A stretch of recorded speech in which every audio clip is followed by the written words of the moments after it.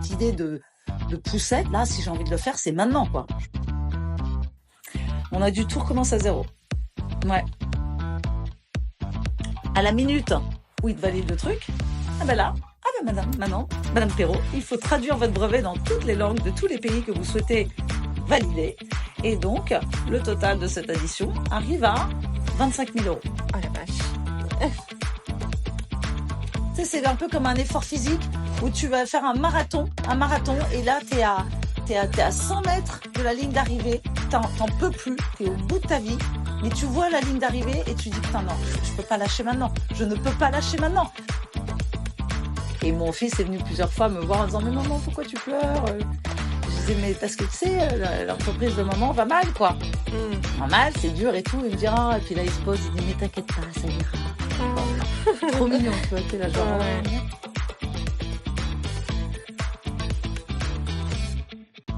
Devenir parent et entrepreneur à la fois. Et oui, aussi dingue que cela puisse paraître, certains parents décident en donnant naissance à leur premier enfant de donner naissance à un autre bébé, une entreprise. Car c'est parfois dans le manque de sommeil, les nombreux biberons ou les couches à répétition que l'on peut trouver de l'inspiration. Je suis Estelle Ducommun, entrepreneuse à multiples casquettes et maman follement amoureuse de son petit bébé. Et dans ce podcast Biz & Bibs, je vais creuser avec vous les histoires de ces parents inspirés. Découvrez leur parcours, leurs déclics et leurs histoires d'entrepreneuriat et de reconversion professionnelle en toute bienveillance et authenticité.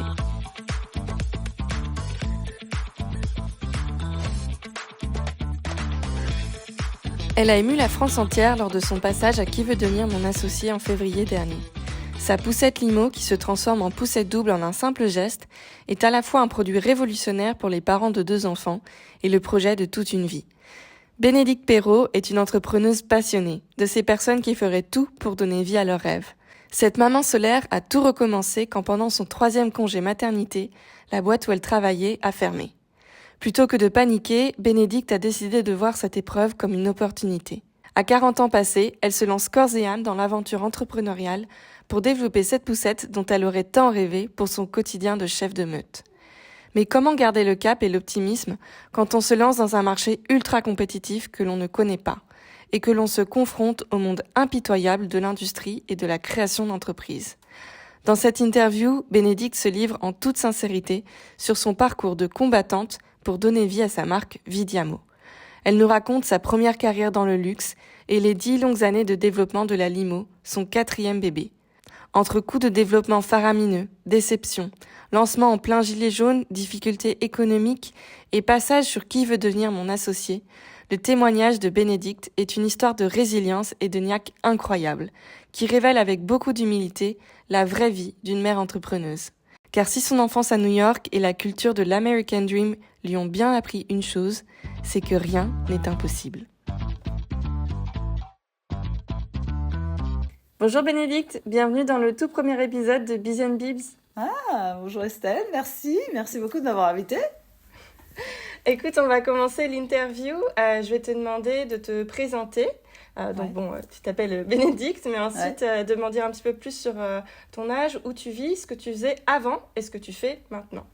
D'accord. Alors, donc mon prénom, tu le connais. J'ai 47 ans, je suis mariée, j'ai 3 enfants. Et j'habite à Paris, région parisienne. Et en fait, je me suis lancée dans l'entrepreneuriat à quasiment 40 ans. Parce que avant ça, j'ai eu toute une autre vie professionnelle où j'ai travaillé pendant 15 ans dans le secteur du luxe et de la mode. Alors raconte-moi justement ce que tu faisais avant. Et je suis passée de maison en maison où en fait je m'occupais essentiellement de tout ce qui était presse et événementiel, marketing et pub. J'ai commencé chez Céline où j'étais assistante presse et ensuite je suis passée responsable événementiel. Donc en fait j'organisais les défilés, les ouvertures de boutiques, les événements VIP, etc. Donc ce qui me permettait de beaucoup voyager, c'était très chouette. Et après je suis partie chez Ralph Lauren où là j'ai travaillé pendant 3 ans plutôt marketing publicité.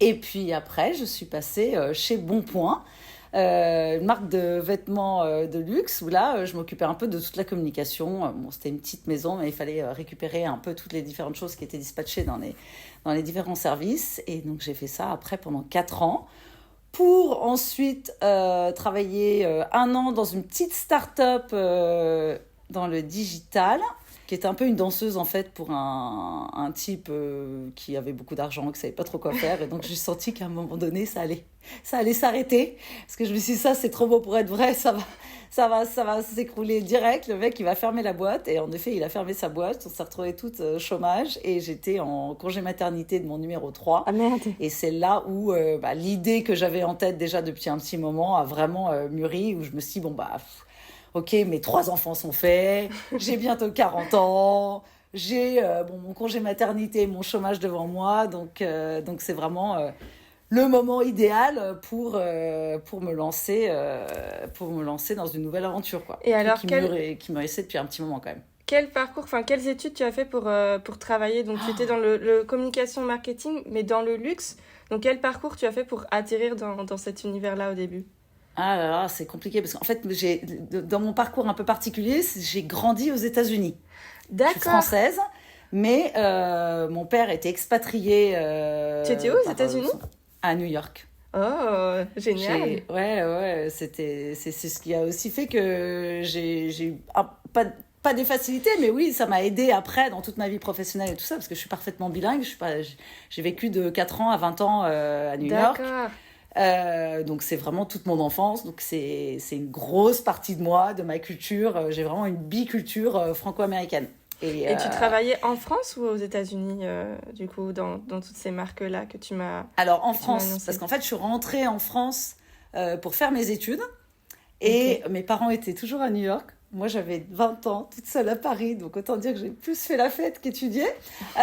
Donc, conséquence, j'ai pas fait des études vraiment brillantes. J'ai fait une école de commerce après bac. J'ai surtout tout fait pour essayer de rester à Paris, parce que mes parents arrêtaient pas de me dire « Faut que tu reviennes à New York, là, ça va plus les conneries. Tu reviens tout de suite. » J'étais là « Non, je suis très bien à Paris, je reste à Paris. » Et donc, je me suis trouvé une petite école de commerce après bac, et qui était pas dingue, mais en fait, c'est grâce après à mon anglais, et à ma détermination, et aussi au fait que je maîtrisais très bien les outils informatiques. Parce que ça, aux États-Unis, tu commences très très jeune là-dessus. Ouais. Et donc, quand j'ai réussi à obtenir un stage, j'avais fait un premier stage chez Gucci à New York. Et puis ensuite, quand j'ai cherché mon stage de fin d'études, par un coup de chance énorme, j'ai pu atterrir chez Céline. Et à l'époque où le directeur artistique était Michael Kors. Wow. Qui était donc forcément américain, new-yorkais. Et moi, ma boss était une Française qui parlait pas du tout anglais. Donc, en fait, j'étais l'intermédiaire idéal. Justement, effectivement, c'était le bon plan d'être bilingue. Bon plan. Ouais, exactement. Je l'ai sauvée sur pas mal de choses. Et donc, après, elle a dû, à un moment donné, chercher une assistante. Et donc, j'étais là, pile à ce moment-là. Et donc, c'est comme ça que j'ai démarré. Donc, c'est drôle parce qu'en fait, chaque job était un peu en fonction de ma vie perso. C'est-à-dire que j'étais célibataire chez Céline, et qui allait très bien, parce que quand tu t'occupes des événements et des défilés, tu travailles jour et nuit, 24 sur 24, quasiment, pendant des périodes très très intenses. Donc c'est compliqué quand t'as famille et enfants. Mais j'étais célibataire et tout, donc c'était génial. Ensuite, chez Ralph Lauren, je me suis mariée. Donc ça, c'était hyper sympa. Et ensuite, j'ai eu ma première fille chez Bonpoint. D'accord. Et donc, tu vois, oui, c'est ce que j'allais te demander, effectivement. Quand est-ce que s'est posée la question de devenir maman? À quel moment de ta carrière tu t'es dit, bon, bah là, j'ai envie de fonder une famille? Ah, bah c'était pas trop au moment de ma carrière, c'était plus une question d'âge, tu vois. Je m'étais dit, bon, allez, mariée à 30 ans. J'étais très organisée dans le sens où je voulais 3 enfants. Ah oui. Ah non, mais tu peux pas imaginer, je voulais 3 enfants et je les voulais avec 3 ans d'écart. Et tu savais déjà tous les prénoms Bah limite. Je voulais 3 ans d'écart parce que je voulais surtout pas avoir 2 bébés à la maison. Je voulais pas de poussette double. Je voulais pas 2 bébés avec des couches, etc. Donc il faut qu'il y en ait un qui aille à l'école quand l'autre va naître. Et alors, pour te dire le truc, pour pousser le vice encore plus loin, c'est que je suis quelqu'un qui adore les vacances et qui adore l'été. Et donc, je voulais absolument que mes congés maternité tombent pendant l'été. Pour, tu vois, avoir tout mon été vraiment peinard, etc. Anticipation totale. Figure-toi que j'ai donc 2 filles et un garçon qui sont du 7 juin, du 2 mai et du 19 mai. Ah bah là, tu as complètement réussi ton challenge. À chaque fois, avec 3 ans d'écart pile poil, etc. Le truc était vraiment ficelé. J'ai eu beaucoup de chance, déjà de pouvoir tomber enceinte à chaque fois comme ça, et que tout s'enchaîne comme ça. Donc voilà. Ce qui fait que c'était plus une question de me dire, moi, allez, 32, 35, 38, nickel. Et après 38 ans, un peu crise de la quarantaine, on va dire. Je trouve que quand t'es dans la vingtaine, t'as envie de tout, enfin, tu profites, tu sors, tu t'éclates, t'es encore jeune. Quand t'es dans ta trentaine, t'as envie de construire.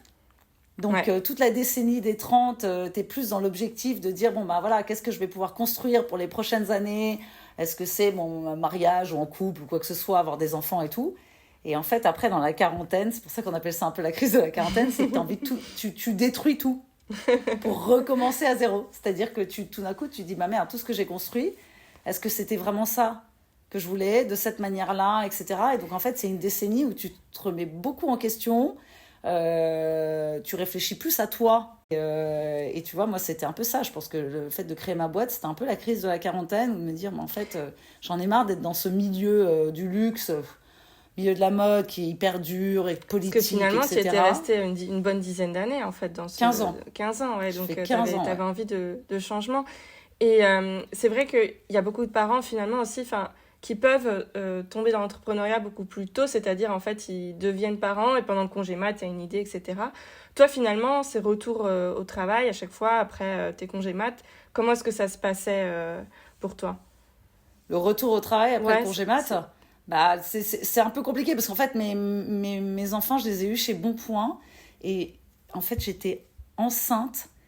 J'étais chez Ralph Lauren quand je suis tombée enceinte de ma première. D'accord. Et j'ai été débauchée par Bonpoint à ce moment-là. Enceinte. Sauf que enceinte, mais enceinte au tout début. Tu vois, les premières semaines, tu viens d'apprendre que tu es enceinte. Donc, normalement, tu l'annonces pas trop.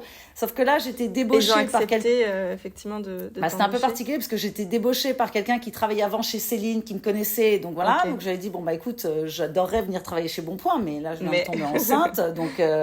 Donc, je l'ai dit, tu vois. Et il m'avait dit, mais t'inquiète, il n'y a pas de problème. Tu sais, de toute façon, on s'arrangera. On veut vraiment que tu viennes. Donc génial. Donc, je disais, ok, super, très bien. Et je continue les entretiens et tout. Sauf qu'en fait, je fais une fausse couche. Ah. Et donc là, à la fin de mes entretiens chez Bonpoint, ils me regardent en disant, donc vous avez il y a d'autres nanas qui donc vous avez des enfants et tout. Je dis, non. Ah bon? Et puis il y en a une qui dit, mais c'est bizarre, vous n'avez pas dit que vous étiez enceinte. Ouais. Là, je dis, je l'étais, mais je ne le suis plus. Voilà, donc petit blanc un peu, voilà. Et je dis, mais en revanche, c'est vraiment un projet. Donc, je vais tout faire pour retomber enceinte assez rapidement. Et t'es retombée enceinte rapidement après ? Et donc, ils m'ont dit, ok, ouais, pas de problème. Je suis tombée enceinte assez rapidement, sauf que derrière, le président qui m'avait débauchée a été licencié. Ah zut. Et donc, il y a eu un nouveau président qui a été mis en place. Et là, j'ai été considérée comme... Ah, c'est toi la meuf qui débarque là et qui est déjà enceinte au bout de 3 mois ? J'étais oui, mais c'était quand même... Il y a tellement de choses à améliorer sur ça dans le milieu du salariat. Les dans remarques. Une marque pour enfants, tu vois, t'es là genre, waouh, attends, je veux bien prendre ça dans des grosses entreprises. Et puis t'avais la trentaine, t'avais à peine... J'avais 32 ans, tu vois, j'étais toute jeune. Et le pire, c'est que j'ai bossé, mais quasiment pendant tout mon congé maternité. Et au retour de mon congé maternité, ils ont essayé de me mettre quelqu'un au-dessus de moi pour en gros me dégager, sauf que ça s'est pas bien passé avec la personne qu'ils ont mis au-dessus de moi. Ils m'ont mis dans le placard, ils m'ont ressorti du placard, mis dans le placard, ressorti du placard. Enfin, cette petite histoire a duré quand même pendant 3 ans. Et après, quand j'ai vu qu'ils voulaient vraiment se débarrasser de moi, c'est toi qui es partie. Je me suis dit, ouais, mais en fait non, en fait vous allez pas vous débarrasser de moi comme ça. En fait, je voudrais avoir un deuxième enfant.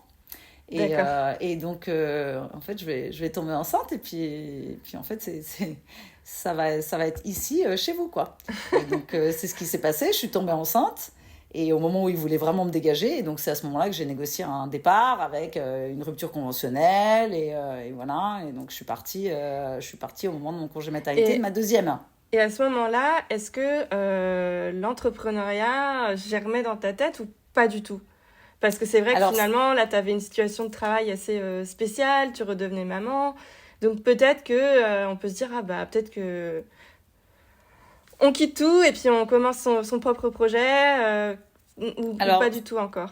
je sais pas si c'était l'entrepreneuriat, mais c'était plus alors l'idée de la poussette que j'avais déjà un peu en Ah ouais? tête depuis la naissance de Victoire, où je m'étais dit, oulala, c'est quoi ces poussettes pourries? Non, mais il faut savoir qu'il y a 15 ans, mais il n'y avait vraiment pas de choix, c'était horrible.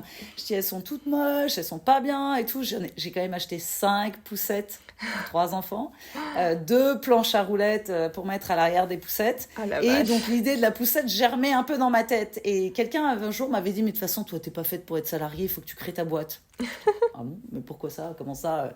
Non, je suis bien comme salariée. Enfin, tu vois, c'était pas forcément une envie depuis toujours d'être entrepreneur. Il y avait Mais cette c'était histoire de plus... poussette qui Ouais, qui mais te c'est cette trottait en histoire de tête. poussette où j'étais là, genre, mais c'est pas possible, putain, mais pourquoi est-ce que je trouve pas ce que je veux et tout?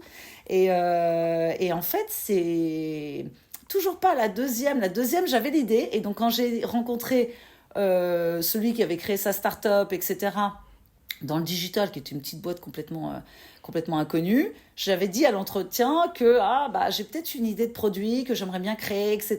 Donc, ok, je prends ce job, mais sachez que, en tout cas, Ouais.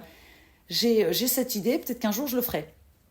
Et donc, bon, le mec m'a dit, ok, très bien. Et puis, au bout de 6 mois, j'ai très bien vu que sa boîte allait pas durer très Ouais. longtemps, qu'à un moment donné, il allait la fermer parce qu'il arrêtait pas de dépenser. Et il y avait très peu de chiffres qui rentraient. Donc, j'avais dit aux filles avec qui je travaillais, je dis ça, c'est pas la vraie vie. Ça va s'arrêter. On était 5 dans 250 mètres carrés rue des Pyramides. On était en mode surluxe. J'ai dit ça Ouais. va avoir une fin rapide. Et à ce moment-là, pareil, je m'étais dit, oh là là là là, fin rapide, ça va approcher, je veux un 3e enfant, comment je fais, etc. Et là, bim, je tombe enceinte. Et figure-toi que, premier jour de mon congé maternité, le mec nous annonce qu'il ferme sa boîte. Ah là là. Bon bah Ouais. finalement, Oh putain, c'est déjà. aussi du destin, ça Ouais, c'est. mais je m'attendais c'est- pas à ce que ça soit aussitôt, tu vois. J'étais là, Ouais. genre, waouh, merde, déjà. Donc là, ok, donc je fais comment? Je Ah suis oui, en puis congé du coup, maternité, tu pouvais quand même licence. toucher ton congé mat? Ah putain, j'ai pu, mais ça a été chaud, Ça a été chaud à compliqué, ouais. obtenir. Parce que licenciement économique mélangé avec un congé mat, en plus quand c'est le 3e, c'est 6 mois de congé maternité. Enfin, je me suis Ah un peu ouais. battue pour justement récupérer tout ça. Et, c'est là où je me suis dit, bon, ok, là, il faut que je repose tout. Mon numéro 3, il est fait. Là, j'ai C'est ça. Amaury, c'est Est-ce ça? que... C'est le Ouais. petit dernier. Le numéro 3, il est fait. Et j'étais là, genre, bon, ok, bah là, j'ai 2 ans devant moi, entre guillemets, de chômage, tu vois. Donc, je m'étais dit, bon, bah, cette Hmm. idée de poussette, là, si j'ai envie de le faire, c'est maintenant, quoi. Je peux pas Donc, tu as attendre encore profité de ton éternellement et tout. 3e congé mat Voilà, pour développer cette petite poussette. Mais alors, une exactement. question, c'est est-ce que tu avais déjà, je sais pas moi, petite, bricolé des trucs dans ton garage comme ça? Enfin, Jamais, jamais. Enfin, jamais, c'est-à-dire que jamais. l'idée d'inventer un produit de toute pièce, ça t'est venu à 40 ans. Ouais, un peu, ouais. C'était genre en mode, tu sais, le nombre de fois où tu vois des trucs et tu dis, pourquoi personne n'a inventé ça? Tu vois? T'as un Oui, besoin puis et là, au tu bout du dis, 3e, pourquoi je ça dis, bon, n'existe là, ça pas? suffit, il faut que je le fasse, ce Ouais, produit. et ça faisait un moment que ça mûrissait, mais c'était pas vraiment dans ce concept-là, en fait. J'avais un concept totalement différent, Ah ouais? peut-être que je ferai un autre jour, enfin un autre moment, mais j'avais un autre concept, et je me souviens, le truc avait mûri et tout, et quand je me suis dit, tiens, je vais me lancer là-dedans, j'avais quand même réalisé que ça allait être assez compliqué, et donc je m'étais dit, ouais, mais il me faut un truc plus innovant. C'est pas assez innovant. Ce que je vais faire, n'importe qui peut le faire, et donc en fait, ça va être trop compliqué à mettre en place parce qu'en gros, n'importe qui peut me piquer l'idée, donc ça va être Hmm. l'enfer de trouver des investissements. Donc il me faut un truc vraiment, vraiment innovant. Et après, c'est vraiment avec mon expérience du quotidien avec mes enfants, où en fait l'idée est née un jour vraiment comme ça, par le besoin de dire, mais ah là là, mais c'est pas possible, j'en ai marre de cette gamine qui veut À jamais l'arrêt de bus, marcher, c'est ça? à l'arrêt de bus, etc. J'en ai marre d'être tout le temps en train de me dire, allez, dépêche-toi, non, t'es trop lourde, je peux pas te porter, non, tu peux pas aller dans la poussette, il y a ton frère. Tu vois, j'étais à ras-le-bol, et c'est vraiment là où j'ai dit, putain, mais pourquoi j'ai pas juste une 2e place, tu vois, je sors, je colle dedans, et puis voilà, quoi, pourquoi ça n'existe pas? Et là, j'ai fait genre, ah, tu sais, la petite lumière qui Oui. dit. Et là, tu te dis, tiens, mais est-ce que ça existe ou pas?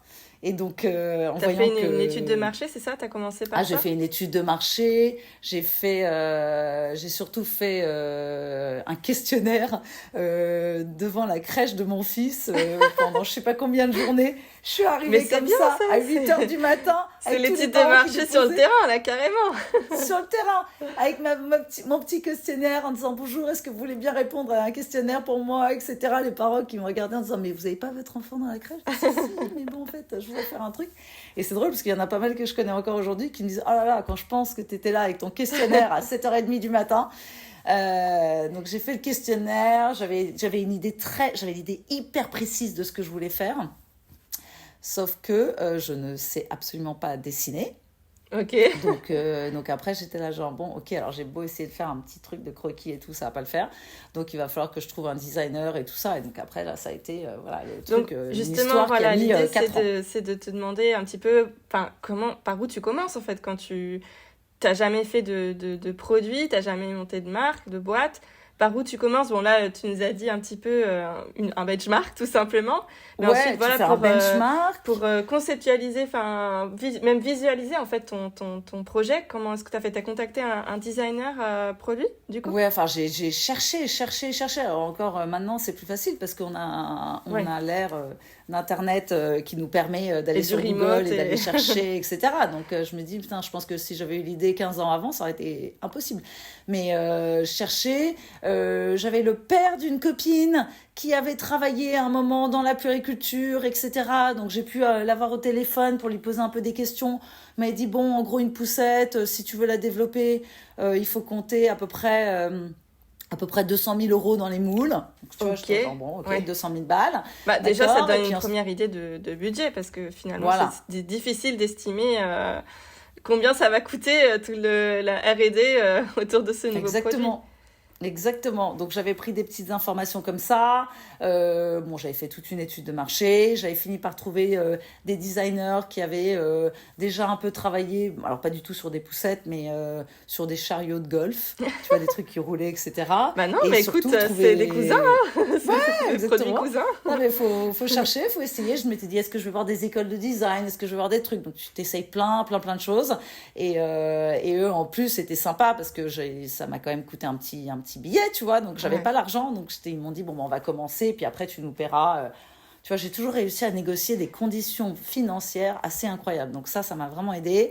J'ai réussi après à peu près imaginer combien j'allais avoir besoin comme premier budget. Mhm. Et donc d'aller chercher un maximum d'argent auprès de mes proches. Tu sais, tu fais les friends and family. Et puis T'as les fait la friends, et levée puis de les fonds friends. auprès de ton cercle intime, c'est ça? Ouais, les proches de proches, les moins proches encore, parce que tu dis, bon, allez, il faut élargir le Ouais, cercle, parce que là, il va falloir aller chercher quasiment 100 000 euros, tu vois, donc ouais. par ticket de 5 000, 10 000, etc. Et donc ça, j'ai fait ça pendant pas mal de temps, et j'ai après réussi à trouver une banque où la conseillère, elle a adoré l'idée, et elle m'a dit, bon, bah, il existe des prêts innovation, parce que c'est un truc innovant, etc. D'accord. Donc, si vous arrivez à réunir tant d'argent, moi, je pourrais vous faire un prêt soutenu par la BPI, etc., à hauteur de 100 Génial. 000. Donc Mais en donc plus, voilà, tu donc avais tout une ça... deadline de temps, puisque tu me dis, tout ça, c'est intervenu pendant le congé mat de ton petit troisième, et finalement, tu avais 2 ans de chômage, c'est ça?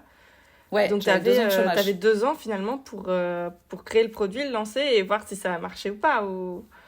Non, plus que ça, parce qu'en fait, Plus. après, dans le budget que je m'étais fixé, je m'étais dit, bon, il y a un moment donné, j'aurais plus mon chômage, donc il va falloir Oui, que je puisse me verser un petit salaire, etc. Donc, tu vois, j'avais quand même budgété aussi dans le d'accord. montant de me dire, bon, il y a l'étude mécanique, il y a ça, et puis après, il faut que moi, au-delà de 2 ans, j'arrive quand même à vivre du truc, etc. Bon, au final, ça fait 9 ans, et en 9 ans, je me suis payé un maximum 1400 euros pendant 2 ans, même pas, 1 an et demi, 2 ans. Et là, ça fait 3 ans que je me paye plus. Hein. Donc, Ouais. heureusement, j'ai mon mari qui, lui, gagne correctement sa vie et qui fait que Mais il les peut... deux sous l'entrepreneuriat, non, mais c'est bien de le dire ça, parce Bah qu'on ouais, idéalise quand même vachement l'entrepreneuriat. On se dit, ah, la liberté, je vais pouvoir facturer ce que je veux et puis gagner plus qu'en salariat. Et puis, bah, c'est pas toujours le cas, hein. Surtout ah quand on lance un non, ouais, produit et qu'il faut investir et qu'il faut attendre que ouais. ça génère Ah, ça mais là, génère du CA, parce c'est... qu'il y a aussi la différence entre générer des sous. Et puis ensuite, si on a des dépenses avec un produit ou des services, ouais, effectivement, on se paye pas toujours. Ouais. Non, mais ça a été tellement compliqué que d'ailleurs, pour tenir un peu, là, ça fait 2 ans que en parallèle, je donne des cours d'anglais. D'accord. En particulier à quelques enfants, pour pouvoir gagner un petit peu d'argent, un minimum, tu vois, parce que je me paye pas encore, et donc mon mari paye beaucoup de choses, mais j'étais là, genre, il faut quand même que j'arrive à, moi, apporter quelque chose aussi, donc... Mais d'ailleurs, en parlant de l'anglais, de cette vie que tu as eue à New York avant, est-ce que tu dirais que ça t'a aidé, justement, pour développer cet esprit entrepreneurial, tchatcher auprès de tes proches pour trouver les fonds? Parce que c'est vrai que New York, c'est vraiment la ville, déjà, des startups. Déjà, les États-Unis, c'est le pays de l'entrepreneuriat, des American Dream. Et est-ce que c'est quelque chose qui t'a finalement aidé, en fait, à Alors, ce qui m'a beaucoup aidé, et d'ailleurs, je le vois aussi parce que j'ai 2 sœurs, et mes 2 sœurs ont aussi un peu l'esprit entrepreneuriat, etc. Tandis que mes parents, pas du tout. Mes parents ont toujours été salariés et tout, donc c'est pas... et puis dans le reste de ma famille, c'était des agriculteurs, etc. Donc c'est pas du tout des entrepreneurs, mais avec mes sœurs, on a toutes les 3 un peu cette fibre où on aime bien créer des choses et tout ça. Et je pense que oui, ça, le côté américain, en fait, il y a la grosse différence que je vois aux US par rapport à la France, c'est qu'aux États-Unis, tout est possible. Oui. C'est-à-dire que nous, on a grandi dans une mentalité. Alors après, on était dans un système français, on est au lycée français de New York, etc. et tout, mais t'es quand même dans un monde où tout est possible, où tout est positif, il faut donner toujours le maximum de soi, mais que quand tu tombes, tu ne peux que te relever, donc... Enfin, voilà, c'est pas grave de tomber. Et là, depuis que j'habite en France, que mes enfants sont scolarisés dans le système français et que je découvre le système français, parce que moi, j'ai jamais été à l'école en France. Je me dis, ah oui, en effet, là, on est quand même dans un autre monde où on leur dit en permanence que tout est mal, tout est mauvais, qu'on critique, mais quand c'est bien, on s'en fout, on dit rien. Donc moi, j'arrive derrière et j'essaye de booster mes enfants pour, au contraire, leur dire « Mais c'est pas grave, t'as hyper bien bossé, l'essentiel, c'est de continuer, l'essentiel, c'est d'y arriver et de croire en soi. Et t'as fait des erreurs, mais il faut commettre des erreurs pour pouvoir mieux avancer. » Donc en fait, j'essaie de... C'est vrai, hein. Donc c'est vrai que cette mentalité-là m'a beaucoup aidée. Après, ce qui m'a beaucoup aidée dans la vie, c'est honnêtement l'anglais, hein, parce que... J'ai réussi ça t'a aidé aussi trucs, finalement à démarcher aussi pour les fournisseurs et tout ça. Pour le fabricant en Chine, hein, quand tu pars en Chine et que tu te retrouves avec des Chinois qui parlent anglais, mais bon, d'ailleurs, etc. C'était tout ça, on parle de quelle année le lancement, un petit peu les tout débuts de Vidiamo, c'était quand? Alors c'était fin 2014. Ok. L'idée est née en novembre 2014. J'ai commencé à avoir les premiers designs, c'était en juin 2015. D'accord. Juin 2015, je réussis à réunir de l'argent et à déposer le brevet et à trouver le cabinet d'avocat, récupérer de l'argent, etc. Tout ça, ça m'a pris 1 année supplémentaire. Donc, on va dire, j'ai créé l'entreprise en juillet 2016. D'accord. Parce qu'il faut le temps de trouver l'argent, il faut le temps de trouver le bureau d'études, il faut le temps de trouver la banque, de convaincre la banque, tout ça, c'est très très long. Donc voilà, donc on a créé l'entreprise en juillet 2016, j'ai déposé mon brevet, parce qu'après il y a le temps d'écrire le brevet, etc., de faire les requêtes en avril 2017. Ah ouais. Et l'étude mécanique, la première étude avec un bureau d'études, a démarré en quelle année? En 2016, fin 2016 jusqu'en 2017, c'est ça? Ou 2017-2018, putain, j'arrive même plus à me souvenir. Ça me paraît tellement loin. 2016 ou 2017-2018, bureau d'études. Et parce que là, il a fallu trouver aussi un bureau d'études qui permette de prendre le dessin et les normes, parce qu'en fait, c'est quand même un produit... Oui, évidemment, c'est tout un monde, la puériculture. Hein. Mais c'est l'enfer. Et puis en plus, toi, tu voulais déjà vendre le produit à l'international. Enfin, c'était pas que les normes européennes ou françaises. T'as les normes européennes déjà, et puis après, t'as les normes américaines, t'as les normes australiennes, t'as les normes trucs, etc. Mais déjà, je m'étais dit, on va commencer par l'Europe. Après, repasser le reste, on verra. Mais surtout, le problème des normes, c'est que tu ne peux pas certifier un prototype. D'accord. Tu es obligé d'avoir un produit fini. usiné. Donc, qui dit usiné, dit que tu as investi dans les moules.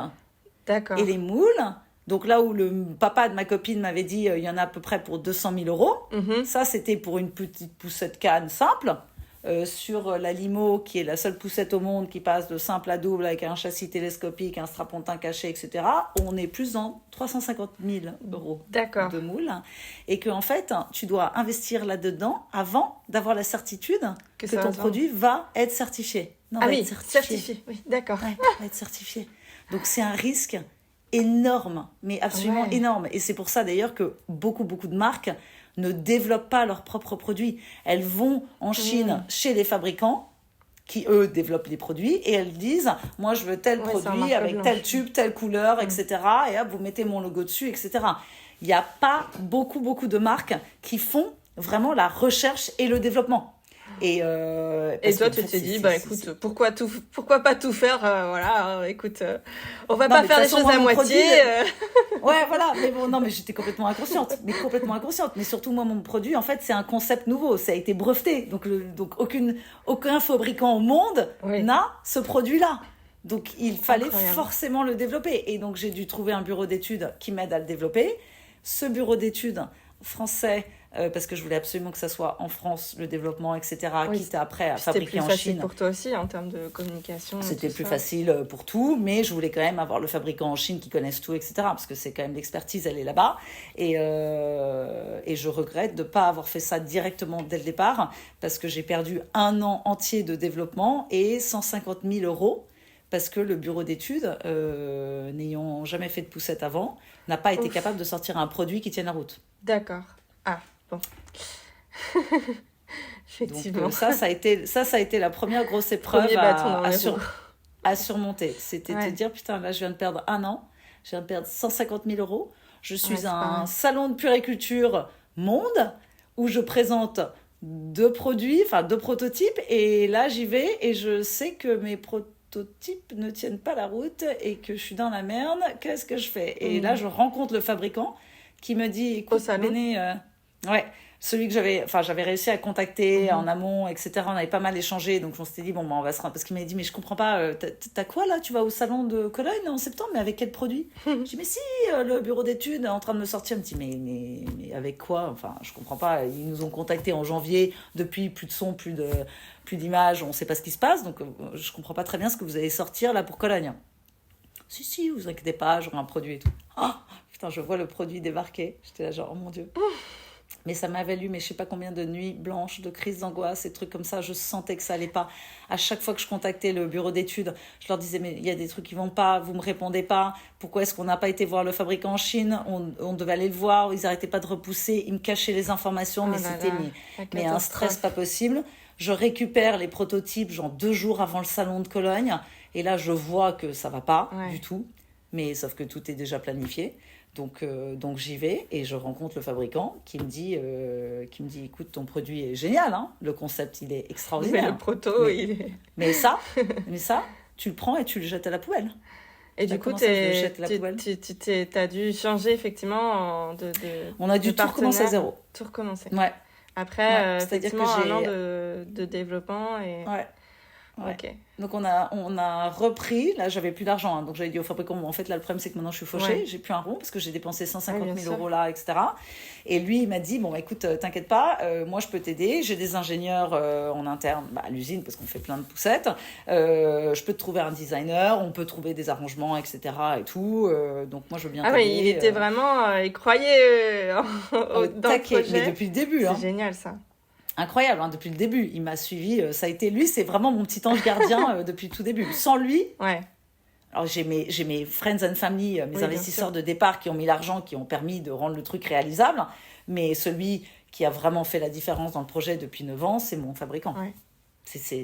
Et en plus, il faut quand même rappeler aux auditeurs que là, pendant toutes ces aventures entrepreneuriales, tu es maman, enfin, de 3 enfants. Ouais. Dont un dernier qui est encore en couche culotte. Qui a 1 an, qui est à la maison, quoi. Qui est à la maison, parce que j'avais que 2 journées de crèche par semaine. Et comment on fait pour développer une entreprise comme ça, un produit, quand on ne connaît rien et qu'on... déjà, tu avais un bébé, mais en plus, tu avais 2 autres petites filles à gérer. Enfin, tu devais t'occuper de Victor et Diane. Ouais, bah alors l'avantage, c'est que les deux premières années, c'était toute la partie un peu recherche, développement. Donc, c'était des trucs où je pouvais travailler le soir, le week-end. Enfin, je pouvais trouver des moments où pendant la sieste, etc. Mais par contre, de temps en temps, je me mettais des calls à faire où je planifiais pendant l'heure de la sieste. Ouais. Et là, tout d'un coup, ce jour-là, il dormait pas. T'es là, genre, oh putain, je t'explique pas le nombre de fois où j'avais donné des jouets, où j'avais mis l'iPad avec Mickey Mouse en mode, bon, chérie, tu vas regarder un petit épisode de Mickey. Parce que Maman, elle est occupée. elle en appelle et elle revient après. Ah, voilà. Et j'étais allée supplier la mairie d'avoir plus de journées de crèche, parce que vous comprenez, je monte mon entreprise, là, s'il vous plaît. Ils n'ont jamais rien voulu entendre. Donc, j'ai eu que 2 journées. Donc, en fait, j'ai essayé de faire le maximum de choses dans les 2 journées où Amaury était à la crèche. Finalement, ça peut aussi booster la productivité quand on sait qu'on a un certain temps pour travailler. Ouais, franchement, c'est pas gérable. Honnêtement, tu sais, d'ailleurs, par rapport à ça, moi, le côté télétravail le mercredi, j'y crois pas une seconde, en fait. Les mamans qui disent « Ah, mais si, mais je suis hyper efficace le mercredi avec mes enfants dans les pattes. » Mais c'est impossible. No way. Liar. Pour moi, non, mais c'est impossible. Et je le vois. Parce que même là, aujourd'hui, mes enfants ont vachement grandi. Hein. Donc maintenant, ils ont 15, 12 et 9. Donc autant dire qu'ils sont autonomes. Ouais. Et donc hier, mercredi, par exemple, bah, moi je travaille beaucoup de la maison et tout. Bah, le nombre de fois où je suis obligée de leur dire chut, ne parlez pas et tout, j'ai un call, j'ai un truc, et hop, t'as le fils qui passe derrière, t'es là genre, passe par là, etc. T'es là genre, ah là là.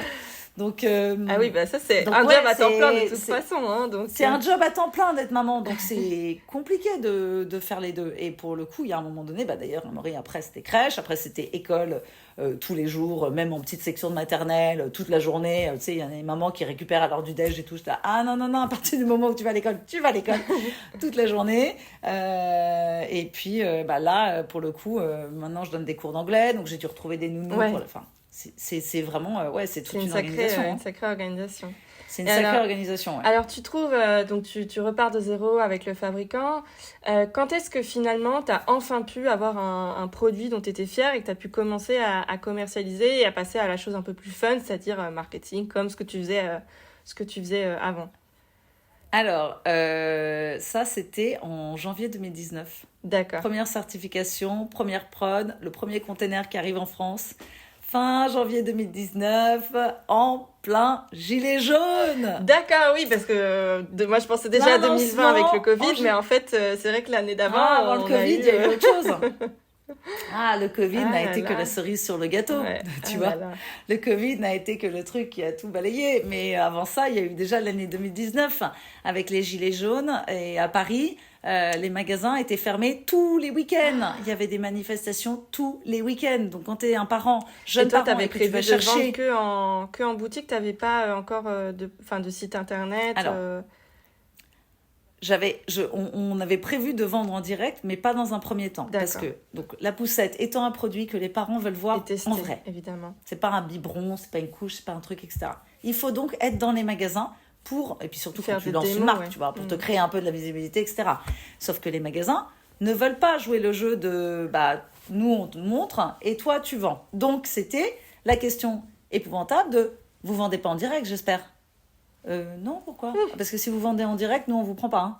Parce que nous, on ne va pas faire la démonstration de la poussette pour qu'après, les parents rentrent chez eux et l'acheter sur votre site. D'accord. Donc, si vous vendez en direct, nous, on vous prend pas. Donc là, j'étais là, genre, bon, ok, je sais.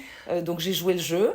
Et à l'époque, j'avais un associé, parce qu'au bout de 2-3 ans, il a fallu que je trouve quelqu'un avec qui développer la boîte, parce que tout le monde me disait que je n'y arriverais pas toute seule, et qu'une femme dans un milieu industriel seule, etc., c'était pas crédible, personne n'allait investir.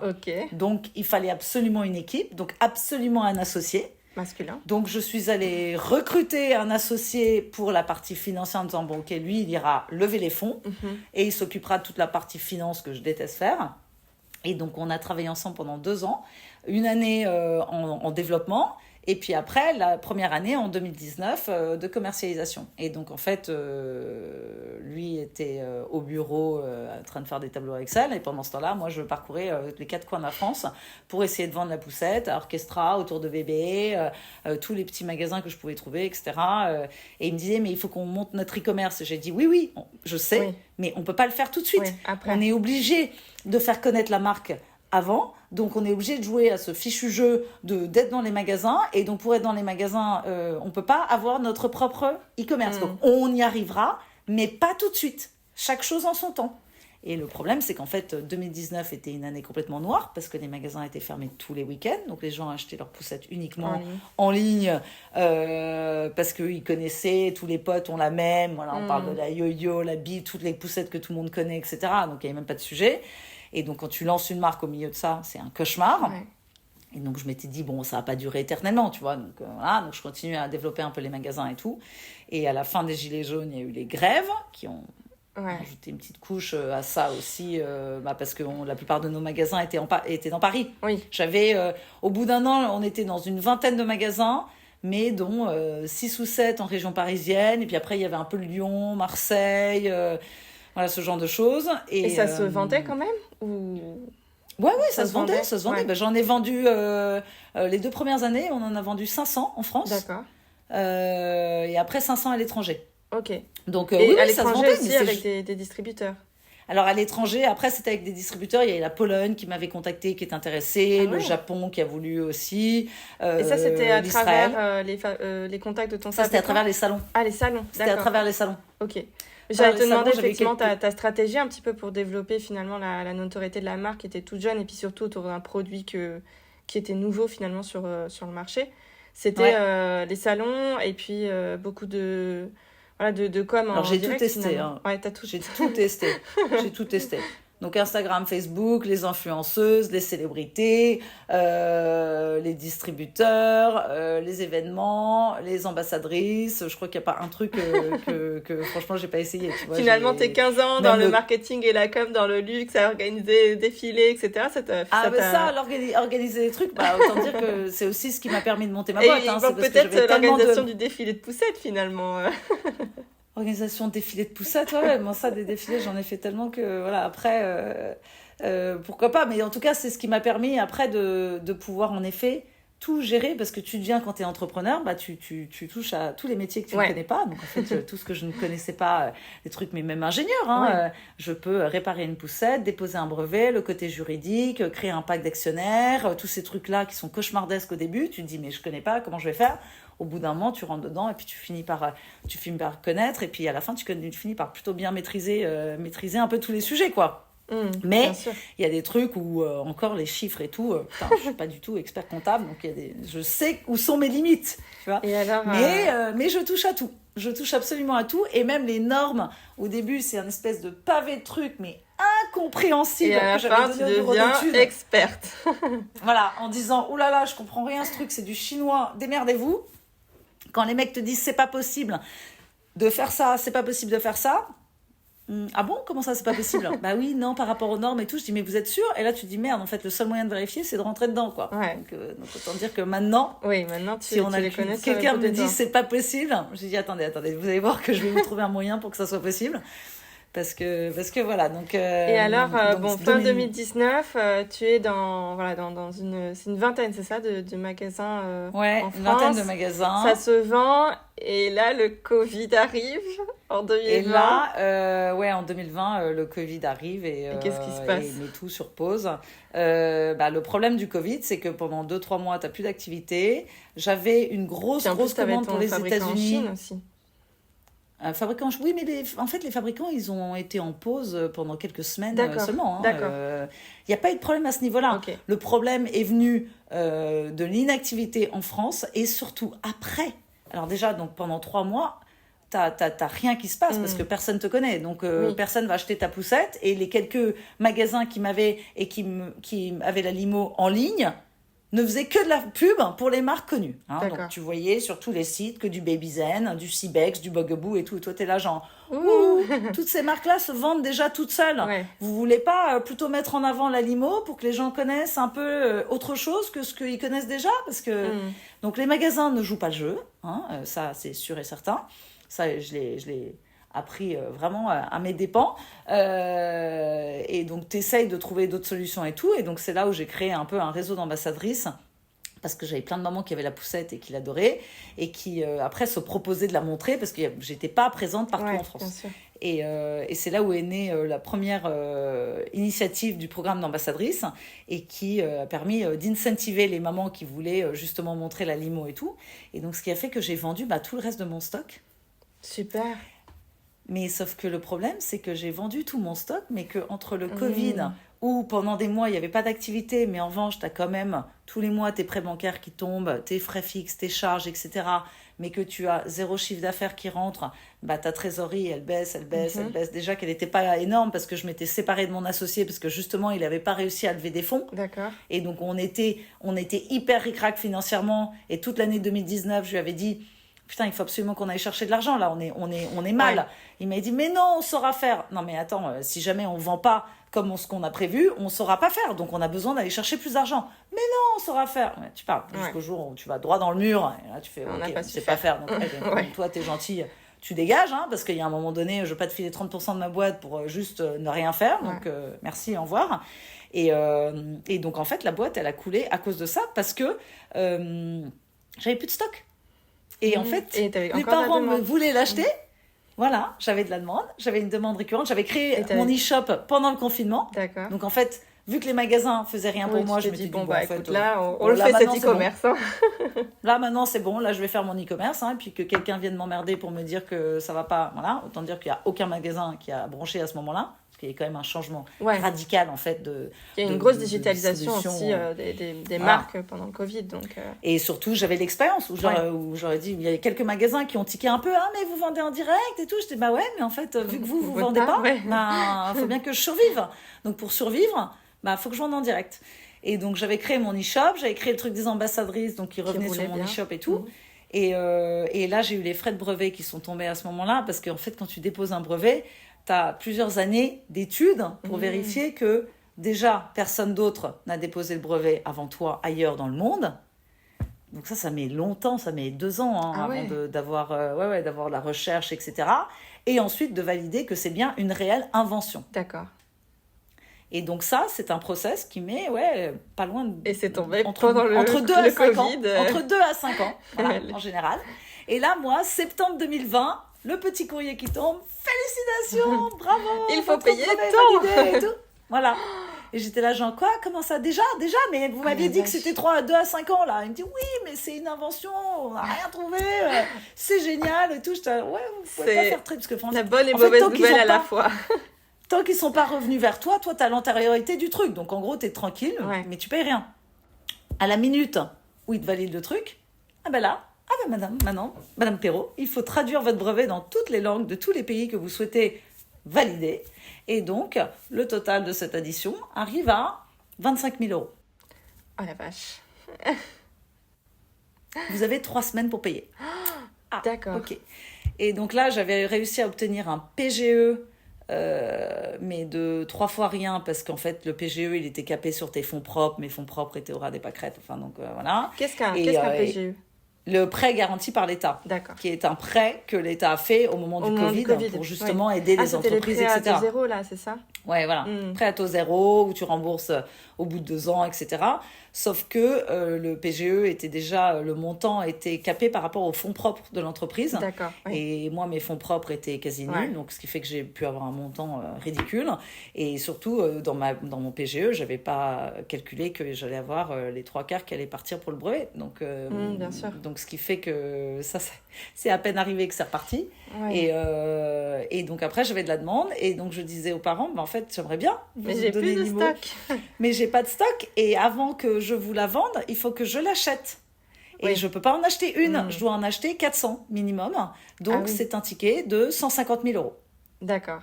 Et c'est ça que tu as fini par demander finalement sur qui veut devenir mon associé, c'est ça ? Oui, mais en fait, ça, c'était... c'est le montant que j'ai demandé. En fait, je voulais demander plus sur l'émission, mais j'ai été limitée par la production par rapport à ça. Donc, c'était... Voilà. Ça, c'est pas un montant par rapport au container. C'était juste par rapport au fait que je me suis dit, pour pouvoir repartir, là, ça, c'est le minimum avec lequel je pourrais faire, quoi. Mais donc, 150 000 €. Donc, après, j'ai passé 2 ans à essayer de chercher 150 000 €. J'avais négocié avec les banques pour décaler mes prêts d'1 an, parce que j'avais 0 stock. Donc, avec 0 stock, tu vends un habillage pluie, une ombrelle, un petit accessoire de temps en temps pour les parents qui ont déjà les limos. Oui, mais ça, tu ne convertis pas de nouveaux clients. Ah non, et puis surtout, ça te rapporte zéro, ça. Donc c'est là où est arrivée l'année 2021, 2022, 2023, enfin 2021-2022, où j'ai réussi à obtenir une subvention qui m'a fait tenir un peu. Mais toujours pas de rachat de stock, finalement. Ah bah non. Tant que tu n'as pas 150 000 euros, tu oublies ton stock. Donc en fait, tu es en train de chercher l'argent. Donc j'ai passé 2 ans à chercher et à essayer même de vendre à des concurrents mon brevet, à essayer de vendre le concept, parce que j'étais genre, mais si j'arrive pas à trouver de l'argent pour commander du stock, je vais essayer de vendre le concept.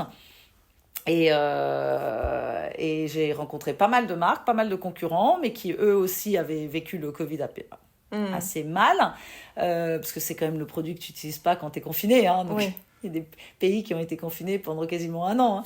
Donc ça a été très très dur pour le secteur de la périculture. En Espagne, ça a été 3 mois complets. Enfin, c'est-à-dire que nous, on ne pouvait même pas sortir faire l'heure de balade là, que vous avez en France. Nous, en France, c'était pharmacie et courses, les 2 seules sorties autorisées. Et on avait à Barcelone, en tout cas, on avait des hélicoptères qui tournaient autour au-dessus de nos têtes pour vérifier qu'on ne sortait pas, quoi. Donc c'était militaire, quoi. C'était de mars à mai complet, quoi. Ouais. Non, mais nous, on a été le pays le plus gâté à ce niveau-là. Hein. C'était franchement Après, ridicule. on n'a eu qu'un seul confinement. C'est vrai que vous en avez plusieurs. Nous, on a été confinés qu'une fois. Ça a duré 3 mois complets. Mais après, en 2021 et tout, on n'a pas eu d'autres nous, on a eu le couvre-feu. Putain, oui, ça, c'était l'enfer. L'enfer, le couvre-feu. Ça a duré des mois et des mois et des mois. Ça a été hyper chiant, ça. Mais il y a d'autres pays où ça a été pire. Hein. Le Japon, où j'ai lancé justement la limo en janvier 2020, ils ont été confinés pendant 9 mois. Ah ouais. Donc ça a été la catastrophe. Mais donc, il y a eu ça. Et puis après le Covid, il y a eu un autre problème aussi, et ce qui m'a empêché de vendre à des distributeurs, par exemple, parce que ça, c'était une autre manière de sauver le truc. C'était de dire, je vais trouver des distributeurs à l'étranger qui vont prendre un container et qui vont le vendre dans leur pays. Sauf qu'en fait, après Covid, les prix des containers du transport maritime avaient flambé et étaient passés, par exemple, d'un container qui devait coûter normalement 2 000 euros, passé à 20 000 euros. Oh la vache.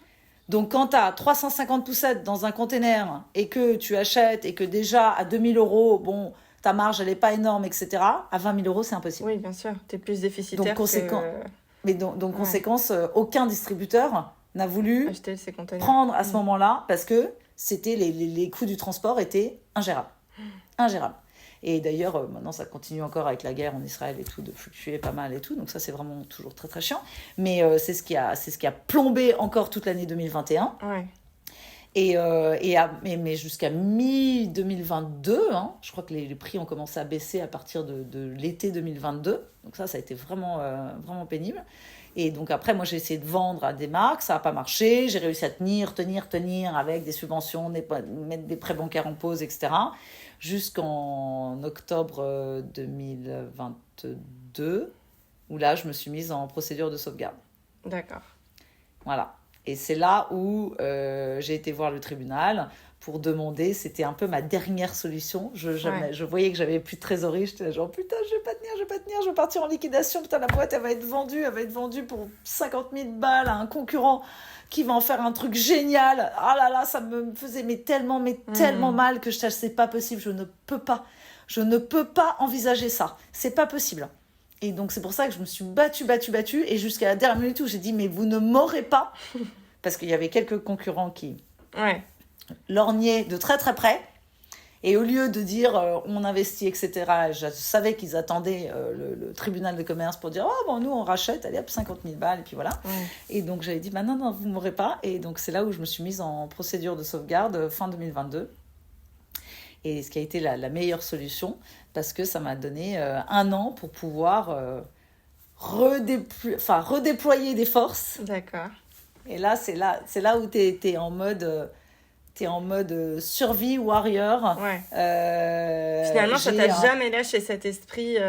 Jamais lâché. C'était ton bébé, c'était ton 4e bébé finalement. Mais 4e bébé qui a été bien plus compliqué qu'un bébé, tu vois, qui a été bien plus compliqué qu'un enfant. Mais surtout, c'est un peu comme un effort physique où tu vas faire un marathon, et là, t'es à 100 mètres de la ligne d'arrivée. t'en peux plus, t'es au bout de ta vie, mais tu vois la ligne d'arrivée et tu dis putain non, je peux pas lâcher maintenant. Ouais. Je ne peux pas lâcher maintenant. Tu touchais le truc du bout des doigts, quoi. Puis tu voyais qu'il y avait toute cette demande. T'es là genre putain, mais il faut que j'arrive à dépasser cette ligne. Donc en fait, c'est là où tu arrives à trouver des espèces de forces de survie en toi qui font que j'étais là genre ok, là j'ai 1 an, max, avec plusieurs rendez-vous au tribunal où à chaque fois il fallait que je plaide ma cause et tout ça. Enfin, ça a été des épreuves hyper compliquées. Et là, j'étais là genre il faut que je trouve ce putain de fric, il faut que je puisse commander ce container, il faut que je trouve une solution, je n'ai pas le choix. Et donc c'est là où j'ai redéployé mon énergie, mes contacts, tout ce que je pouvais imaginer. Et j'ai créé mon compte TikTok qui est parti complètement viral et qui m'a permis, ça faisait un petit moment que je négociais avec le fabricant, mais là j'avais enfin les bons arguments pour qu'il accepte de me faire ce container à crédit. Parce que je voyais que les 150 000 euros, j'allais jamais les trouver. Quoi. Jamais les trouver. Tu ne peux pas imaginer le nombre de rendez-vous, de pitch que j'ai fait devant des fonds d'amorçage, des fonds d'investissement, des réseaux de business angels, des réseaux de business angels d'anciennes écoles, de trucs, en perso, en visio, en présentiel, mais de crowdfunding, de trucs. J'ai tout essayé et à la fin je bon, ok, laisse tomber. Et le système de prévente, c'était pas possible pour toi de le mettre en place? Bah non, parce qu'en fait aucun parent ne va attendre 6 mois pour avoir une poussette. Bah oui. Parce que tu te sers d'une poussette pendant 3 ans, on va dire. Donc quand tu as besoin de ta poussette, tu en as besoin tout de suite. Tu veux bien attendre 1 mois, mais tu vas pas attendre 6 mois. Toi, tu attendrais 6 mois pour avoir ta poussette? Non, c'est sûr. Hein. Enfin, à partir du moment où tu en as besoin, c'est compliqué. Hein. Et il y a peu de parents qui se projettent à 2 ou 3 mois de grossesse, tu vois. Oui. Et qui vont se dire, ok, on est capable d'attendre 6 mois, et comme ça, on prévoit maintenant. Tu l'achètes vers la fin de ta grossesse ou tu l'achètes à la fin, tu l'achètes au 7e, 8e mois de grossesse. Ouais, donc il te reste pas beaucoup de semaines. Et surtout, la limo, quand c'est pour un deuxième, la plupart veulent l'acheter pour un deuxième enfant ou 3e parce qu'ils se disent, oh, on sait jamais, et puis on va avoir la première, etc. Ils la veulent tout de suite, ils la veulent en immédiat. Donc en fait, le crowdfunding, c'était pas. Déjà, il y a plein de crowdfunding que j'avais contactés qui voulaient même pas prendre mon dossier. Bon, ok. Et ensuite, moi, je m'étais là, genre, mais si je fais un système de prévente, etc., c'était compliqué. J'avais essayé d'approcher un partenaire, un distributeur de magasins, tu vois, genre ID Kids, pour leur proposer de dire, est-ce que vous voulez pas qu'on fasse un truc ensemble ou vous lancez une campagne de prévente, sachant qu'on fera des conditions hyper particulières, spéciales, etc. Vous aurez l'exclusivité du truc et tout. En fait, ils m'ont envoyé chier comme une merde. Donc, j'étais genre, bon, ok. Donc j'ai vraiment tout essayé. Et c'est finalement au final, la relation de confiance avec ton fabricant qui t'a... C'est la relation... qui t'a permis de négo, où je lui ai quand même expliqué qu'à un moment donné, en France, il y a un système judiciaire qui fait que, il y a un moment donné, si je ne peux plus payer et que si je suis liquidée, la boîte est vendue. Et donc, si la boîte est vendue, c'est le brevet qui est vendu. Et si le brevet est vendu, tous les outillages qui sont en Chine ne valent plus rien. D'accord, donc, tout ce que tu as, toi, dans ta possession et qui vaut de l'argent, va zéro. Ouais. Et tu ne pourras rien en faire. C'est un bon incentive donc, aussi, ça, pour finalement négocier. Là, il était un peu tenu, genre en mode fais chier, parce que quand même, je la suis depuis 8 ans, 7 ans, ça fait 30 années que je suis là, j'ai investi du temps, pas vraiment de l'argent, mais surtout, voilà, il y croyait à fond, et donc, et au final, j'étais là, genre, la seule personne qui peut m'aider, c'est toi, sachant que moi, je lui achète le produit, mais je lui achète le produit avec une marge. Donc, en fait, lui, l'effort financier, c'est pas 150 000 euros, tu vois, parce que lui, c'est son coût à lui. Et donc, derrière, on a fini par négocier ça. Et donc là, tu as pu finalement remettre sur le marché et donc, la limo. Donc j'ai pu, et en même temps, du coup, plus ou moins en même temps, c'est là où tu as fait l'enregistrement donc, de l'émission, parce que j'imagine que ça a été enregistré plusieurs mois avant que ce soit diffusé. Ça a été diffusé en février, c'est ça, de cette année. En février 2024. Ouais, ça a été... Alors, j'ai réussi à négocier avec mon fabricant en juin 2023. Déjà, on a négocié février, mars, avril. Enfin, en gros, le container a commencé à être fabriqué en juin 2023. Et j'ai tourné pour Qui veut être mon associé en septembre 2023 pour une diffusion en janvier 2024. T'as 4 mois à attendre que le truc passe. 4 mois où tu ne peux pas en parler. Ouais, bien Tu sûr. ne peux rien Puis dire, toi, tu tu ne peux pas savais que ça allait communiquer. être life-changing aussi, cette... Ah, je savais pas que ça allait être Ah ouais? life-changing, mais je m'étais dit, de toute façon, un passage à la télé, ça ne Oui, peut être que oui, bien. bien sûr. Donc voilà. Et C'est puis toi qui as après, été j'avais démarché réussi. par l'émission ou c'est toi qui les as contactés? Ah non, moi j'ai postulé 3 années de suite. Hein. D'accord. J'ai postulé 3 fois, je peux dire que je leur ai pas laissé le choix la troisième fois. La première Tu les as fois, pas j'ai eu lâchés. 0 nouvelle. La deuxième fois, j'ai pas été retenue, j'ai même pas été castée au début, mais j'ai relancé, j'ai un peu harcelé. La nana a fini par dire ah bah peut-être que à la dernière minute on va pouvoir te glisser, etc. Et au final ils ont pas pu. Donc là j'étais là genre merde, ok. Donc c'est là où je me suis mise en sauvegarde. Et donc après là l'année dernière je suis revenue en mode de toute façon Ouais. ma vie s'arrête dans quelques mois. Il y a pas le choix. Ouais. Je dois passer sur cette émission. Et donc là C'est ton j'étais côté vraiment, américain, vraiment saoulée. rien n'est impossible, faut y aller là. Ne rien lâcher, ne jamais Génial. rien lâcher. Et surtout, en fait, il y a un moment donné, c'est limite s'ils se disent pas, ok, on la met parce que sinon elle va nous faire chier jusqu'à. Voilà. Mais bon, au final, je pense qu'ils sont plutôt Bah contents ouais. parce que j'ai Et eu, puis il y a eu un sacré écho. Enfin, alors raconte-moi, Ah, mais l'émission est mais j'ai- diffusée et là, c'est... Alors, l'émission est diffusée, donc là, c'est donc raz-de-marée de messages et trucs comme ça. Il y a quand même pas mal de commandes, mais pas non plus Ouais. des milliards. Hein. Il m'avait dit, non, mais il faut que tu aies un stock de malades et tout. J'étais là, genre, bah ouais, mais en fait, ça reste une poussette, Oui, tu vois. oui, oui, les gens, c'est Il faut pas un avoir le achat besoin compulsif, quoi. C'est... faut avoir le besoin d'une poussette. Ouais. Et puis une poussette à 750 €. Donc en fait, je vais pas en vendre 10 Ouais, 000. bien sûr. Mais déjà, si j'en vends, ça serait pas mal. Puis déjà de faire connaître en fait. Parce Oui, qu'après, il y a bien sûr. des parents qui se projetteront en disant ah, bah, le Oui, jour ou même où, le il y aura bouche à ça. oreille, etc. On aime ouais. le produit, bouche à oreille et tout. Et donc ça, c'était génial. J'ai eu des messages, mais à n'en plus finir. Mais ce qui est dingue, c'est le nombre de vues sur le compte Instagram de la chaîne Oui. M6. Tu sais, t'as les petits réels Ouais. et les trucs comme ça, mais de toutes les émissions confondues, hein, Top Chef, Qui veut être mon associé, le meilleur boulanger, pâtissier, tous ces trucs-là et tout. Je détiens le record du nombre de vues C'est de vrai. la chaîne. C'est-à-dire que mon passage, le petit truc, Ouais. le petit teaser qu'ils ont fait de 2 minutes et demie, est à 7,5 millions de vues. Oh la vache. Ouais, c'est incroyable. C'est énorme. 7,5 millions de vues. Et le truc ne fait que continuer de monter parce qu'en fait, aujourd'hui, l'énorme avantage du truc, c'est que n'importe qui dans le monde tape sur Instagram poussette, le mot en recherche poussette, et alors là, tu me vois apparaître assez rapidement. C'est vrai. Parce qu'avec Oui. 7,5 millions de vues, l'algorithme d'Instagram me fait remonter systématiquement. Plus je remonte, plus il y a des vues, plus il y a des vues, plus je Donc remonte. finalement, plus il y a des vues, depuis etc. le passage, ça a pu te générer Ah bah, cette visibilité. Ça s'arrête jamais. Ouais. Alors, ça a ralenti, Oui, bien hein, sûr. parce que déjà, j'étais là, genre, putain, 1 million, oh, putain, 2 millions, 3 millions. Putain, et à un moment donné, j'étais là, j'avais vu qu'il y avait une petite vidéo de La France a un incroyable talent qui était à 6 millions. J'étais là, genre, putain, les mecs, il est à 6 millions de vues. Waouh! Et là, je vois, hop, que je passe au-dessus, 6,1, Toutes les semaines, 6,2. tu actualises le reel pour voir les... Et à chaque fois que je regarde, j'étais là, genre, putain, 7 millions de vues, là, 7,4 millions. Et là, j'ai regardé l'autre jour, je suis à 7,5 millions, parce qu'en fait, c'est ça, le Incroyable. truc continue Ouais. de remonter. Donc, en fait, à chaque fois. Et ça te génère... tapes Est-ce que ça poussette. te génère des ventes? Parce que bon, les vues, c'est Ah bah bien, oui. mais ça te génère des Ah bah ventes. oui. Ah bah bien De sûr, façon- parce que maintenant, quand les parents cherchent, etc., tu cherches poussette double, poussette enfant rapproché, etc. Et maintenant, il y a un Puis référencement finalement, c'est un naturel. cercle vertueux, tu vends Ouais. et puis enfin, c'est génial, effectivement. Et puis il y a aussi Éric Larchevêque qui a investi, du Ouais. coup, dans Ouais. ton Ouais, ouais. entreprise. Bah, c'est lui qui a mis les 150 000. Ouais. Hein. Putain, je peux dire j'ai eu très très peur quand même sur le plateau, hein, parce que je voyais le moment où personne n'y allait. Hein.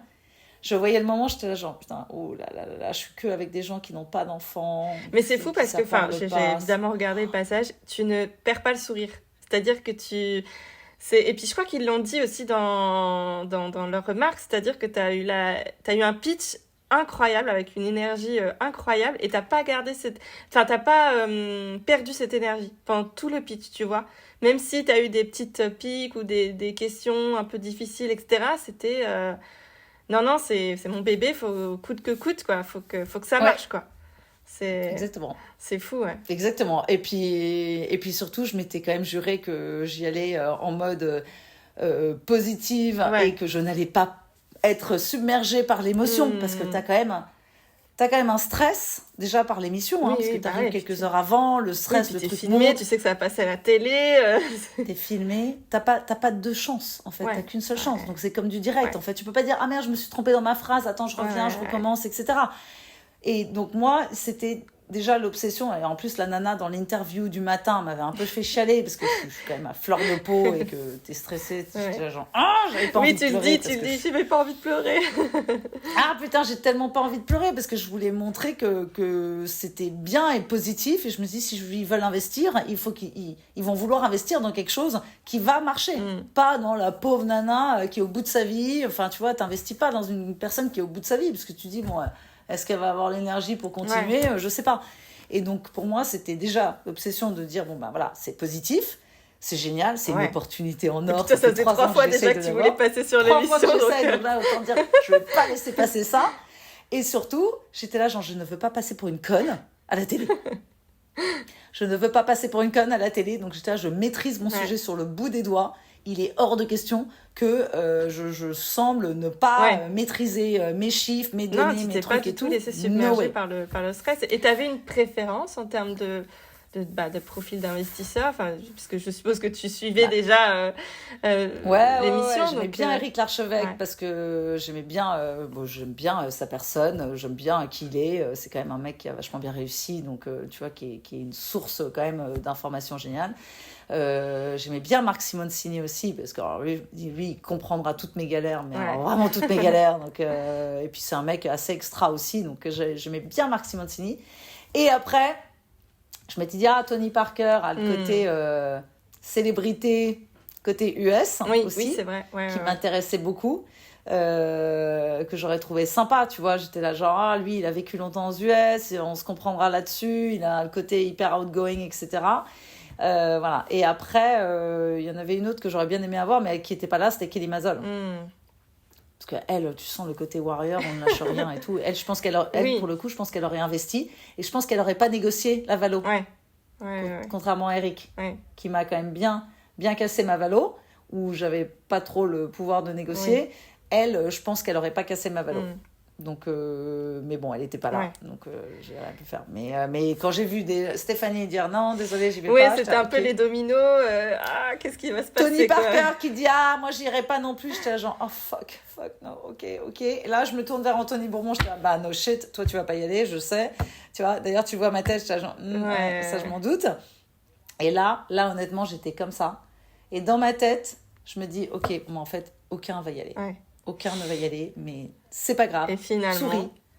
T'es contente, t'as fait ton job, t'as assuré ton truc, donc ne sois pas déçu, c'est pas grave. Tu vois. Et donc 150 000 € pour 25% de ton entreprise. Pour 25%. Et c'est quoi alors les prochaines étapes du coup là par rapport à ce tsunami qui veut devenir mon associé, de cet investissement C'est quoi les prochaines étapes pour toi et pour Vidiamo?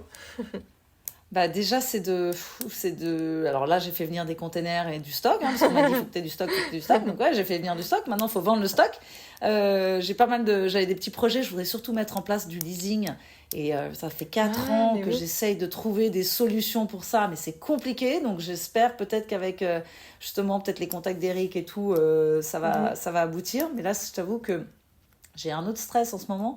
C'est que j'ai fait partir 300 poussettes aux États-Unis parce que dans mon container à crédit, à l'époque où il a fallu choisir la destination du container, j'avais que de la demande aux US. D'accord.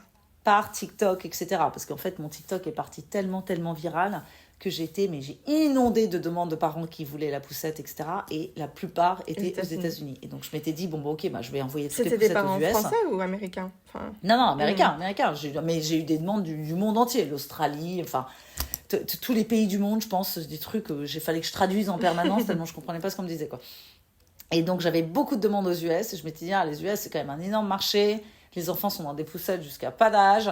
La poussette limo, elle a déjà testé un peu les US.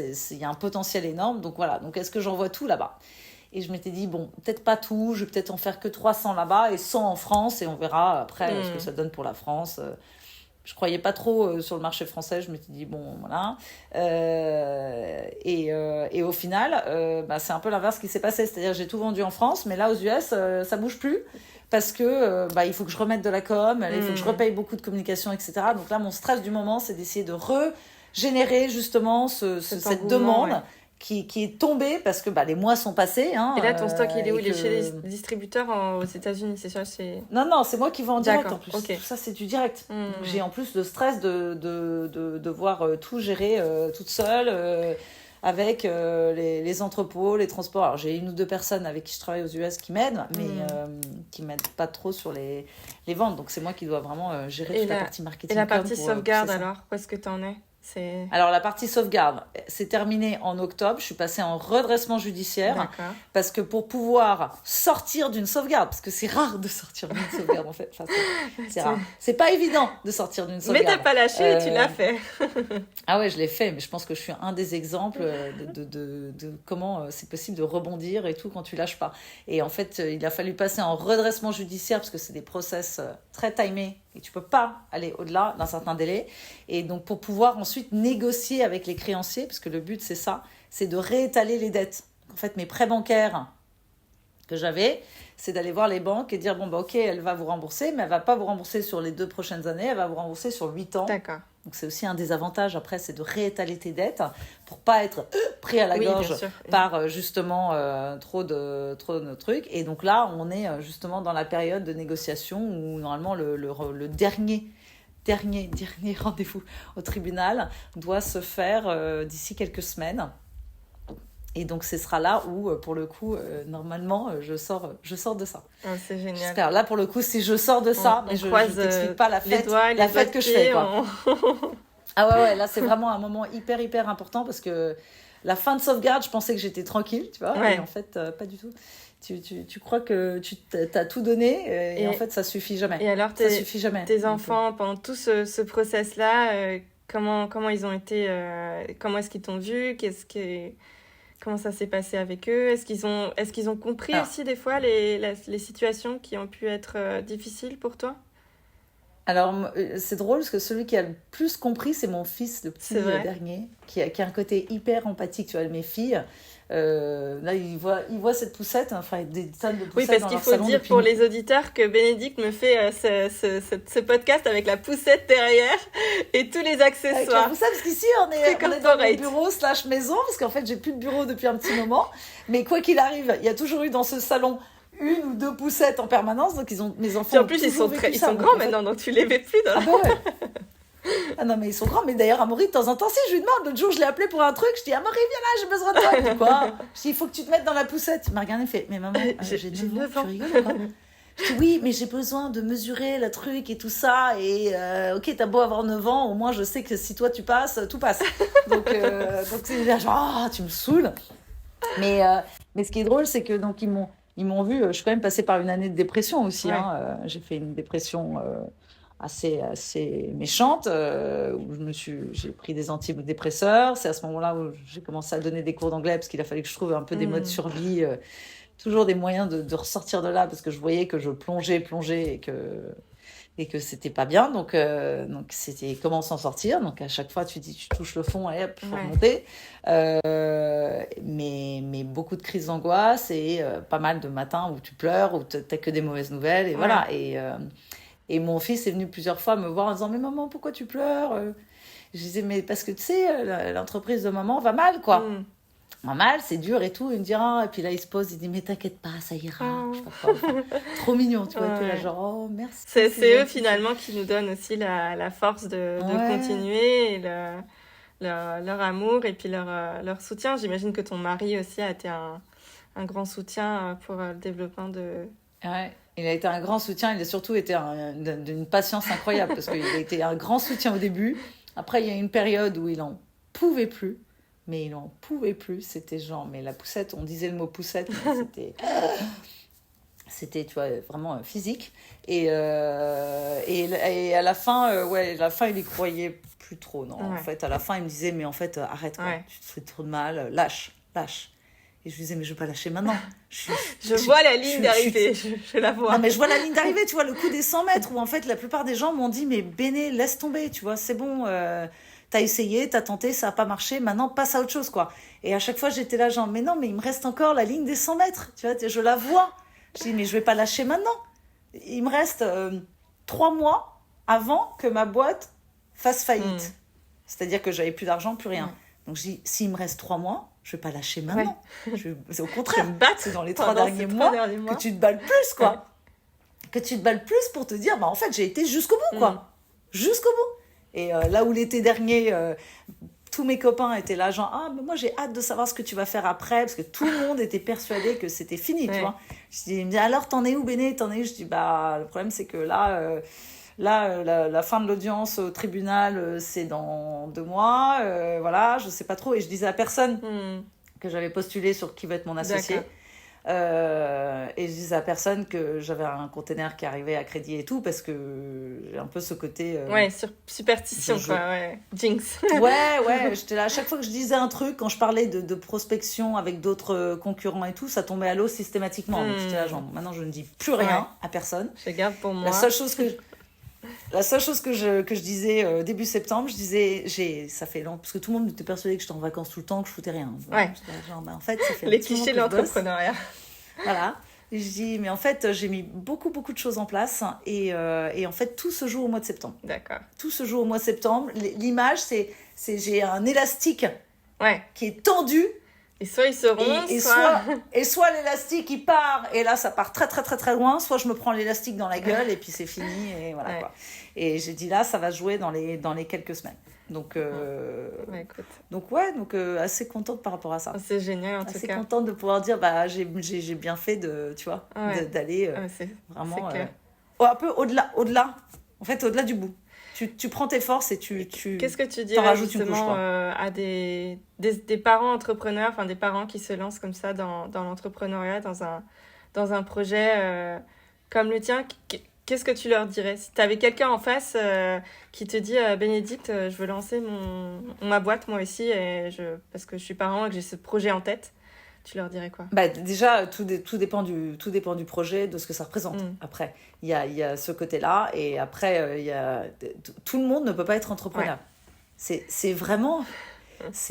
tout le monde ne peut pas être entrepreneur. Et c'est pas une fin en soi de monter sa boîte, en fait. Parce qu'au final, regarde-moi, 9 ans, je me paye toujours pas. Je vais peut-être mourir jeune à cause de ça, parce que à cause des crises d'angoisse et des trucs comme ça m'a valu une dépression. Enfin, c'est dur. C'est dur, quoi. C'est vraiment dur. Donc, faut vraiment avoir l'envie et il faut avoir aussi cette capacité je pense, de pouvoir jongler beaucoup, beaucoup de choses en même temps et justement de se dire que de toute façon, tout est possible. Donc, les entrepreneurs, les vrais, en fait, se posent pas la question. Ils y vont direct. Ceux qui se posent la question ne doivent pas le faire. C'est-à-dire qu'à partir du moment où non mais c'est tout con, mais à partir du moment où tu réfléchis beaucoup au truc, les vrais entrepreneurs, en fait, vont pas demander l'avis des autres et ne se poseront pas trop de questions. Ouais. Et ils vont foncer c'est une évidence, et puis ils vont foncer direct, et puis voilà. Comme toi. Ils diront, de toute façon, on verra bien. Ceux qui diront on verra bien sont ceux qui, en général, ont ce côté genre, chaque jour, on verra, on prendra les étapes comme elles prennent. En tout cas, toi, t'as pas lâché, t'as allé jusqu'au bout de ce que tu pouvais et t'as eu raison, parce que du coup, ça a donné un nouveau souffle à Vidiamo et à la Limo. J'espère que ça ira loin. Il y a plein de bonnes choses qui sont en préparation, finalement, du coup, pour cette année. Ouais, carrément. Plein de choses, et j'espère encore beaucoup plus à venir. Là, je mets les trucs et j'espère que ça va vraiment aller après très très loin, quoi. C'est l'objectif, quoi. Écoute, félicitations en tout cas pour ce parcours incroyable, cette histoire de résilience et d'optimisme c'est vraiment super inspirant. Et écoute, merci Bénédicte pour ton témoignage sur Biz & Bibs, le premier passage, la première interview. Merci. Je pouvais pas rêver mieux comme histoire que la tienne pour commencer ce podcast. Ah là là, et puis j'espère surtout qu'après je pourrai vraiment revenir en te disant putain, voilà, t'étais la première, mais dans un super success story, quoi. C'est le but. C'est que ça aille au bout et que ça aille loin. Et j'espère, et toi en tant que jeune maman, j'espère que t'en feras partie. Écoute, j'espère aussi. En tout cas, on souhaite une longue vie à Vidiamo. Et je te souhaite plein de bonnes choses pour la suite. Merci Estelle.